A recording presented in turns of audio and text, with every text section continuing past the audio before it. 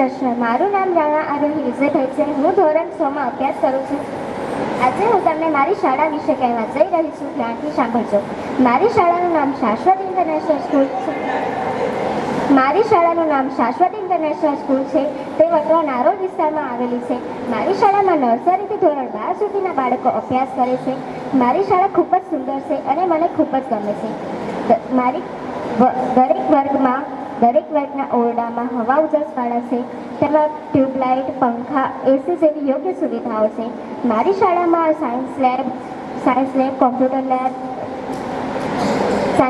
Computer lab, robotic lab વગેરે છે. મારી